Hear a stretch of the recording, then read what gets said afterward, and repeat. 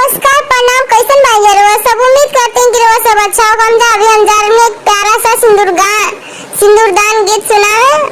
अगर रउआ सब हमारे चैनल पर नए हो गए तो चैनल को सब्सक्राइब कर देना। रउआ सब कैसे हमारे चैनल पर नया नया हर एक प्रकार के गीत सुनने के मिले।